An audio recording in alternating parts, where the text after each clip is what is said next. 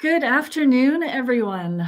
Welcome back to our Tuesday talks about seeds and sustainability and seed sovereignty and survival and all things garden and plant related. My name is Andrea, and I am Director of Sustainable Environments for Halton Environmental Network, and I am joined by my lovely co-hosts again this week. We're missing Jody, but she sends her best to everyone who's listening.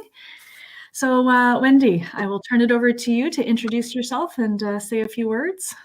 Thanks very much, Andrea, and hi, Andrea and Kevin. So I'm Wendy Roberts. I'm with Sustainable Milton, and our goal is to make our community more sustainable. And one of the ways we do that is we're working on a number of garden projects, including at Grandmother's Voice at the Italian Cultural Center of Milton. And I think we're going to be helping with Grandmother's Voice at the BD Library in building or helping to create their Indigenous garden there.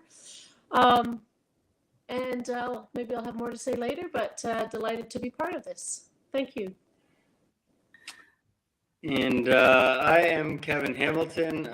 When people ask me what I do, I say I'm a political agitator, gardener, farmer, enthusiastic cyclist, and blues harmonica player. Anyways, I currently officially work for NWASA, and I am running up McQueston Urban Farm, which is in the east end of Hamilton. We have about 2 acres here. Our volunteer sessions will be starting up in full capacity at the end of the month. So yeah, if anybody wants to get in touch with us and get your hands dirty and learn and pick my brain and talk all the good things, please do. What else was I going to say? Oh, and yeah, we were going to talk about local seedling sales too. So if anybody is out there and wants to throw things in the chat of any seedling sales or any local farms or organizations that are growing seedlings for sale, be it, I guess, native plants, perennials, and or annual vegetables, that's great.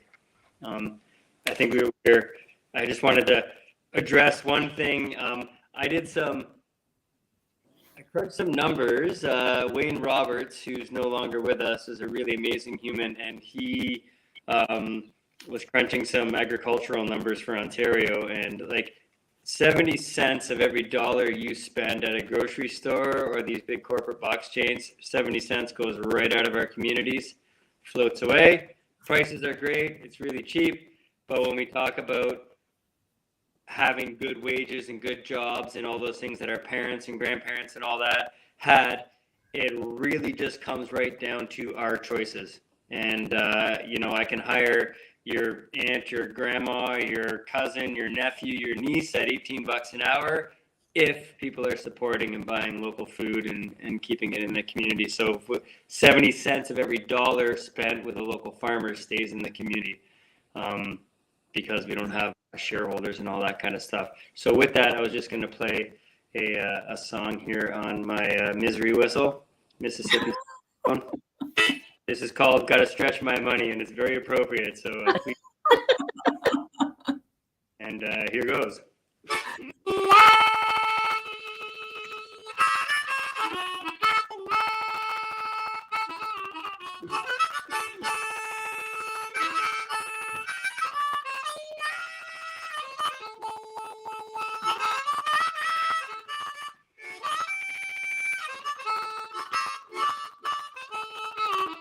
Gotta stretch my money. It's hard, but I got to try. Gotta stretch my money, baby. It's hard, but I got to try. With the small change that I'm making, make things hard to buy. I look all through the paper, bargains what I want to see. Yeah, I look all through the papers, Craigslist and Kijiji. Gotta stretch my money, oh, gotta feed my family. I'll fix my $4 shirt, my $2 pants, It's a hat that I found near dumpster of food. I'll take that chance. I might think I'm crazy, but I'm doing the best that I can. They do me to people, but I'm a penny pinching man, trying to stretch my money. Oh, it's hard, but I got to try.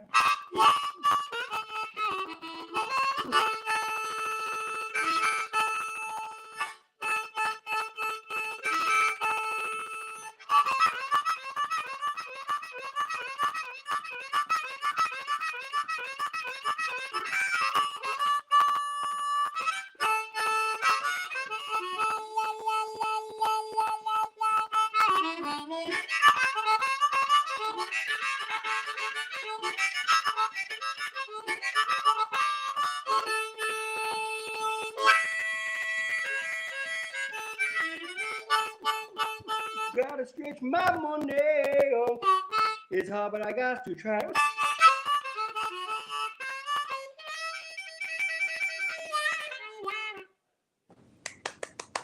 Wow. That's my song about stretching our money. We should stretch money with local producers. Applauso. Thank you, Kevin. So yeah, let's talk seedling sales, local suppliers, local seed sources, and why our local plant sales aren't always the least expensive, but I think they're the best value. So that's my thesis statement. Discuss amongst yourselves. Yeah, Yeah. You go, Kevin. I do agree. I know a lot of the, not knocking a lot of the big garden stores, which do have oftentimes cheaper prices, and they also have automatic watering systems and all that kind of thing. And generally speaking,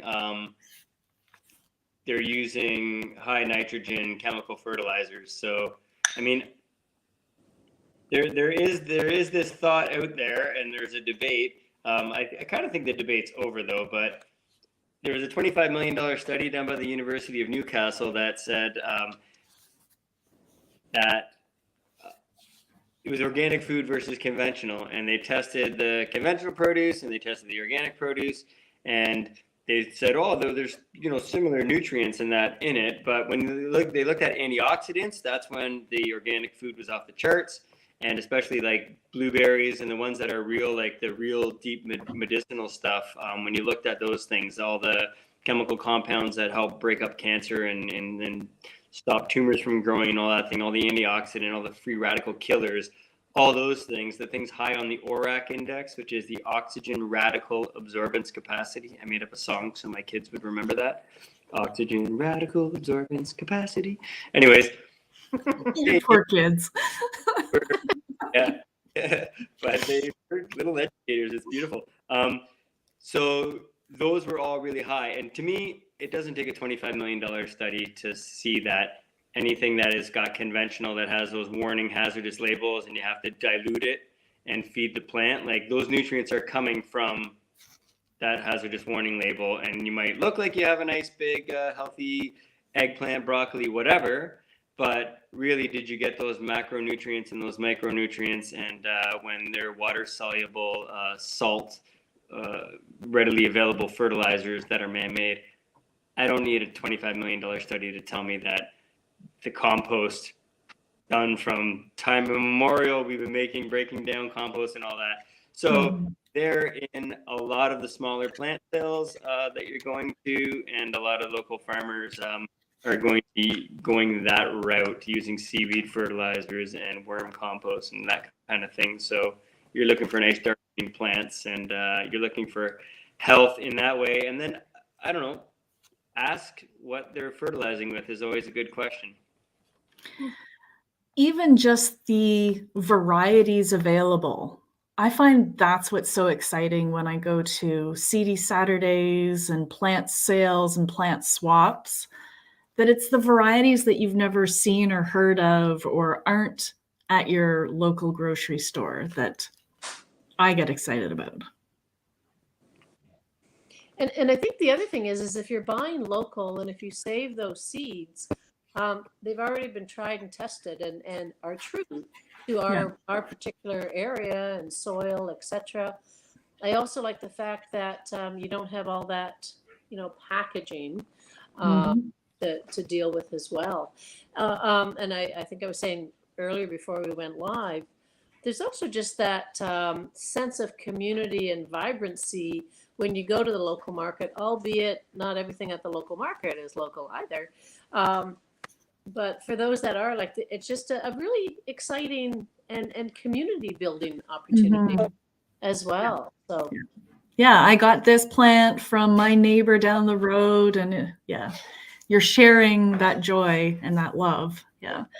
I took in one of my new employees to Guyana Say Greenhouse this morning, and I had placed my pre-order, but I always sneak in a request to go and see what else might be available. And she was kind of shocked at how much I can fit into my van.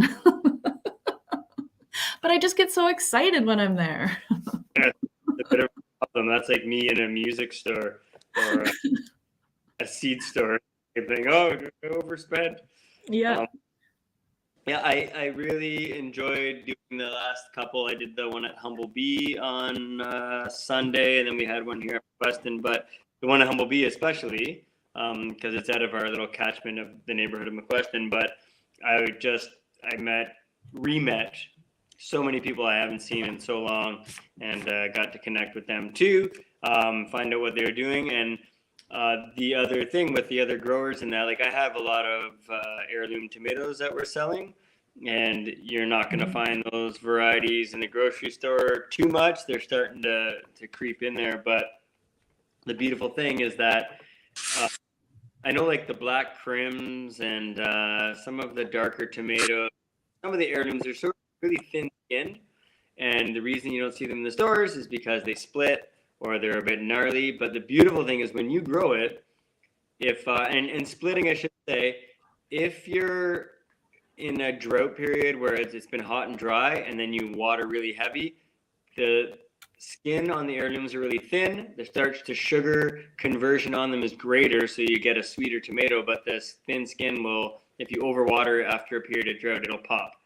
And then you get this little, sometimes it heals, other times you just pull it and there's this big, but that's not going to sell in the grocery store. But because you ate it, you are going to enjoy this delicious sandwich. And the heirlooms are a magnificent flavor. They're so dynamic, they're so rich, low acid ones. And so, yeah, the variety, I like pink Berkeley tie-dye, which is a tri-colored one, and some dark Russian ones, and black cherries, and purple bumblebees, which are tri-colored little cherry tomatoes, and all kinds of stuff. And then I had like the gambit of peppers and hot peppers and that kind of thing too.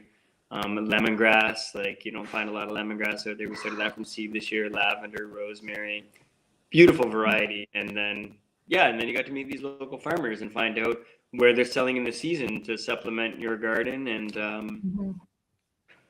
keep that money in our local economy. What's the top seller when you do a plant sale, Kevin? Generally people are looking for tomatoes. I did sell a lot of cucumbers. I did one called Crystal Apple, and there's another one in Lemon Cucumber, and they're little round ones about just under the size of a tennis ball kind of thing. Those are really nice because also too, the other thing with, if you're getting from a local farmer, for the most part, I'll speak for myself for sure, but I've nerded out and grown like 150 types of tomatoes and like 40 different types of zucchinis, and I've basically tried everything I thought looked cool, and then found out, one, they didn't taste so good, two, they didn't produce so good, three, they might have been susceptible to diseases. So I've kind of honed in the ones that taste the best and yield the best, and that's where it's at for me. And taste also is indicative of health in macronutrients and a healthy plant and soil. That's a big indicator. If you ate a carrot that's really sweet and has lots of sugars and tastes good, that's an indicator that it was grown in good and healthy soil. Versus a lot of the conventional stuff, like hands down, I've done that blind taste test so many times. So yeah, tomatoes, watermelons, cucumbers, peppers. Those are the big sellers, I would say. Cool. And Wendy, you've had a plant sale, or tell us what's going on in Milton. Sure. What I can say is the Milton Horticultural Society had their plant sale on Saturday at the Italian Cultural Center. It looked, I was there, it looked to be very successful. I was able to pick up some blueberries for our community garden at the club. Now they had a range. They had a lot of garden flowers. They had some vegetables. They had raspberries, etc. But again, a lot of people, I think, come out for the event itself. And then we're going to use some of those vegetables, and then others. We have a Come Grow With Us event. We're going to plant the community garden at the Italian Club this Saturday. So in terms of, I was trying to take a look at, I know Halton Hills Library has a seed exchange. I don't know if Milton does yet. They do. Which library? I know BD branch has one, and possibly Maine. Okay. Maine branch. Yeah. And the BD has bees as well. They do. Pretty exciting. Yes. Yes. So that's kind of what's going on with us at the moment. I did a little road trip. I don't know if you've been up to Not So Hull Farms before. It's up in the Mulmer area. Did a road trip yesterday to pick up some service berries, some for myself, some for the Italian Cultural Center's garden, and did the same thing. Can we just walk around and take a look? What's that over there? And so I thought, okay, I'm going to put some more on my order list and go back for another trip. Yes. So, yes. My phone is ringing, so I'm going to put myself on mute. All right. Well, I will take over and share what's happening down in the southern part of Halton. So we are partnering with Open Doors at St. Christopher's Anglican Church for our plant sale on the 28th of May. And so I have a full van load. This is not my first trip to pick up supplies. We've got, you name the type of berry, and we've probably got it available, and some wildflowers and some elderberries that I just picked up today, and some service berries and nanny berries and all kinds of fun stuff. So, and I know that we've got seedlings started at Open Doors. We've got some grow lights and some herbs and starter plants. And we are opening it up. I know Open Doors used to partner with the Burlington Master Gardeners. We weren't on the ball enough to open the doors to other vendors. But if anyone is interested in joining us and you have things for sale or for donation, we would be more than happy to have some conversations and just make more seedlings available to the community. So definitely reach out if you have things to either donate, or if you want to set up a table and sell your own goods. Please do get in touch with either myself or with Open Doors at St. Christopher's directly. Nice. I know in our neck of the woods, there's a Strathcona Market is 460 York Boulevard. And on the 21st from 10 to 4, if anyone is in Hamilton and not able to get out to Halton, that's happening May 21st, 10 to 4, Strathcona Market.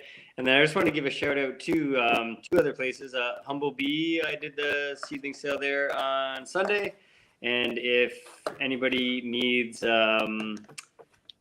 honey, bee products, all kinds of stuff, Humble Bee is a great place. They're on Burlington Street in Hamilton. I believe they're between, Wellington and Wentworth or something like that. But yeah, closer to the Collective Arts Brewery, just east of that, if anybody's out that way. And Matchbox Garden is the other shout out I wanted to give. Matchbox Garden is in Caledonia, and you can find them on the Google there, or the alternative. Stay away from Google.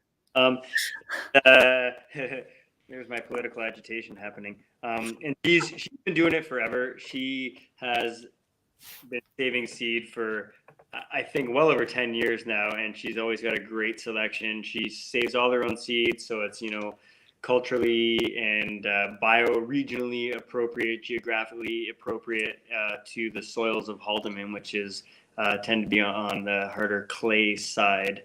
So yeah, she collects all her own seeds and sells lots of seedlings. It's a really great operation. Fantastic. Love all the shout outs to our local suppliers. And yeah, I was at the North American Native Plant Society's sale last weekend picking up a nice order. So that is something, some work that I certainly appreciate too, is the saving of all of the wildflower seeds and propagating and making those available out to the community as well, and supporting our pollinators to support our food systems. I should say, Julie Power, I don't know if you've heard. I think she did a webinar with Sean James for Hen a couple years ago, just at the start of COVID. She lives in Georgetown, and I'm sure her life's mission is to pollinate the world. And she is constantly giving out seeds and plants as well. And I should also note that the Milton market starts this coming weekend, Saturday, at the Milton Fairgrounds as well. Oh yes, the farmers markets are starting back up. Yes. Great. It's that time of year again. I got to invest heavily in my sunscreen and my broad brimmed hat to protect my skin.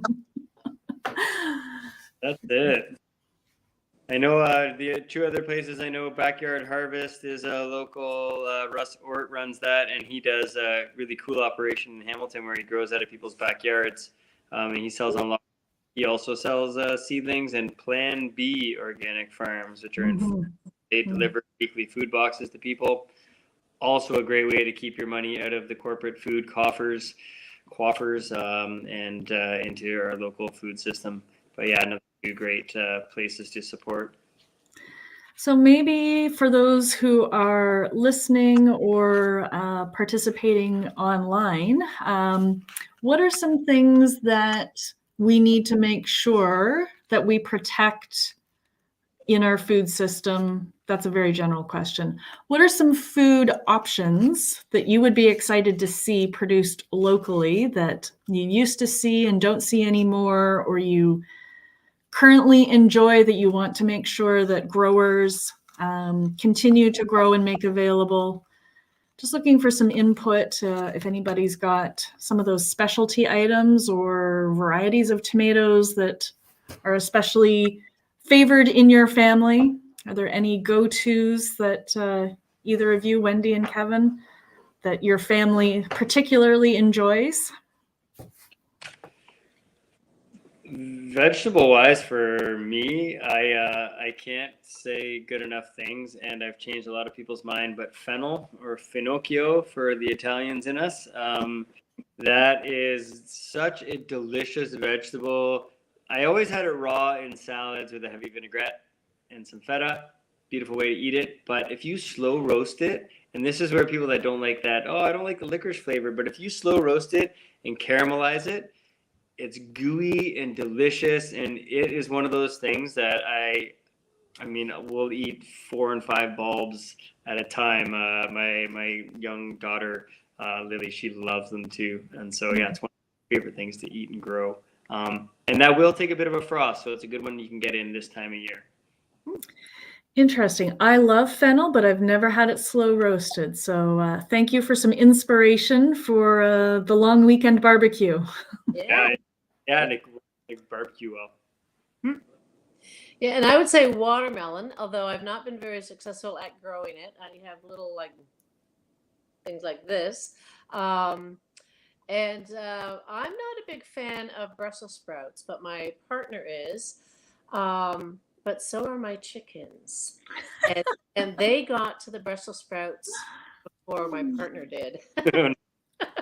So anyhow, it was a pretty funny video. All I could do was laugh because I'm not a fan of Brussels sprouts. But I'm going to try my hand at watermelon. again this year and read up a little bit more about it. So hopefully it'll be more successful. And 2 talks ago, you had talked about some of the vegetables to get in the ground by seed. So I'm happy to say my arugula and my leek and my beets are starting to. So we'll see how those. Very good. Kevin, Yeah. what are you putting in the ground now? Well, I did warn everybody at my Seedling Sales yesterday and or Sunday and Saturday not to get too far ahead. I know it's nice outside, but there is a 4 degree or feels like 1 coming up. And if you're north of Hamilton, it's going to probably be a little chillier. So definitely only plant what you can protect with tarps or blankets or whatever you have if you really have the itch to get out there. Right now we're putting in our leeks, which I usually get in the beginning of May, but Seedling Sale it's kind of set us back a bit. But leeks are going in. We've got lettuce in. I transplant my beets in. And then, yeah, like Wendy said, you can start seeding all that stuff, beets, carrots, parsnips. It's still a little early for beans and watermelons and squash, but you could certainly start them in plugs right now. Yeah, we're trying to get all our leafy stuff in minus basil. So parsley can go in right now too. The kale, the cauliflowers, spinach, they'll all take a nice frost. So you can get those in. Swiss chard you could transplant into. Yeah, I set out my my strawberries and all the stuff that I had picked up from the plant sale, and they're not in the ground yet. So I was giving instructions, just make sure that you protect them if there's a frost coming, because they're all just sitting out, bare root and plugs and stuff. And it felt kind of ridiculous to say that when it was 36 degrees outside. Whether that seduces us into getting in there and putting as much as we can in is too much. Yeah. I hold back every year. I've been burned too many times. One other thing I should say too is when you're at the Seedling Sales, a question to ask is, have things been hardened off? Because if folks are bringing them right from the greenhouse and they haven't had a night with that temperature fluctuation from outside and the wind blowing on them, if you just transplant it right out from, perfect conditions, then oftentimes they'll just fall over and they won't do so well. So 2 nights is usually my rule. So if I'm selling on Saturday, I'll take all the seedlings out, and providing it's not going to go below 5 degrees. Below 5 is not good for your hot crops, your zucchini, squash, eggplants, peppers, tomatoes, all those kinds of things. So yeah, ask if it's been hardened off, and then you should be ready to get it in. Right. Do you want to give just a little bit more of an explanation? You kind of skirted around what it means, but what does hardening off mean? It's putting your plants outside overnight for 2 nights, so they get temperature highs and lows. A lot of greenhouses are regulated where they might have like a 5 or 10 degree flux in temperature, and they don't really get any wind, or they don't get exposed to the elements. So it's kind of like sending your kid off to college with never having made a meal before, or knowing how to eat, or any accounting those skills, and then they're like, they don't know what to do, and then they fail. So yeah, hardening them off just means exposing them to the elements for 2 nights, and making sure they've had the wind, rain kind of thing on them, and been blown around and toughened up a bit. Yeah, getting them acclimatized to less than ideal living situations. Real world. I love that college university analogy. Yes, without getting them ready for the real world. Do you know how to make your own bed? You're going to shower, right?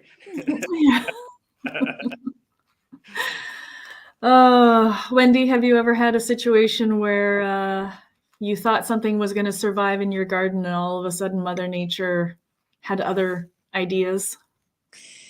Yes, I have. Other than your chickens?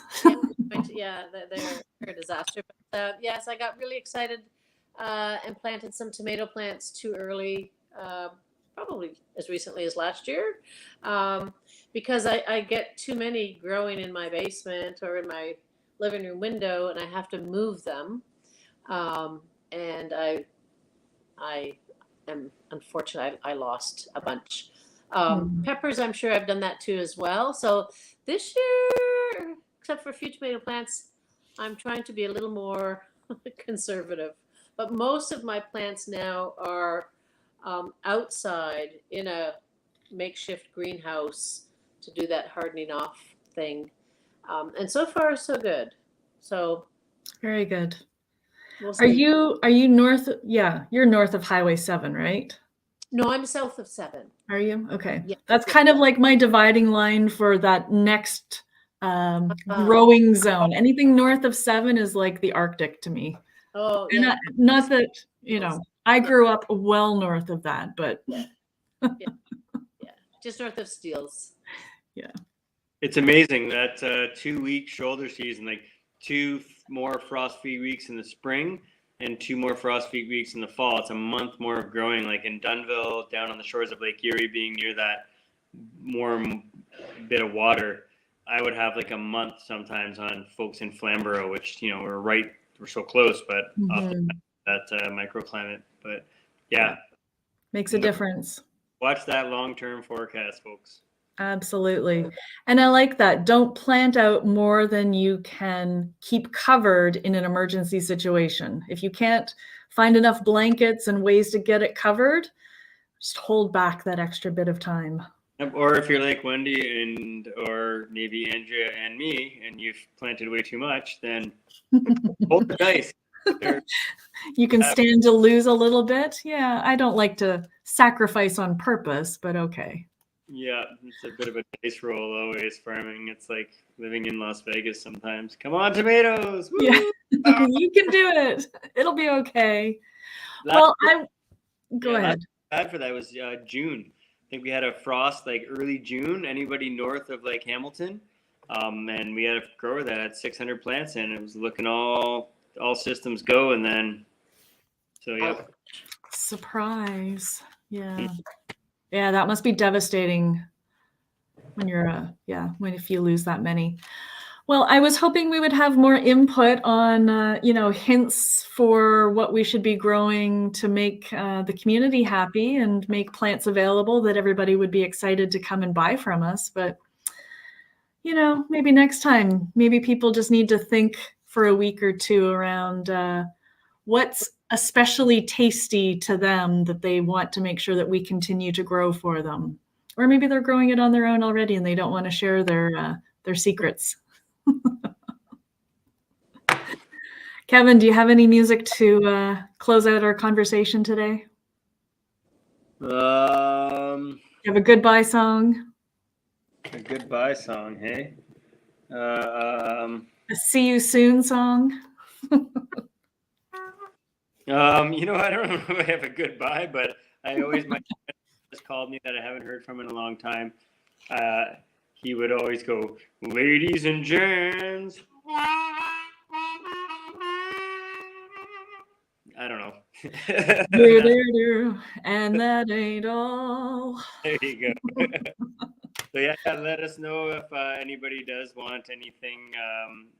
Always looking for trends, and I don't want to grow things that people aren't going to buy and eat. So let your farmers at your farmer market know what you would buy off them per week. And another good thing, 52 weeks in a year, figure out what your family eats per week, 2 pounds of carrots, 4 pounds of carrots, whatever, and contract the local farmer and say, look, I will do this dependably from you every 2 weeks. And then you will get prioritized. And when there's an end game for products, people will grow them for you. And that's the way we're going to build our communities. And that's the way we're not going to be wasting food too. So it's really important. Amazing. Good closing thoughts. Communicate with your local growers and your local food systems and people who care about making sure that we don't waste food and resources and time and effort, because I don't want to grow stuff that people don't want either. On that note, lovely to see you as always. Thank you to everybody who's joined the conversation in the chat or online, and we will see you next week. Thank you.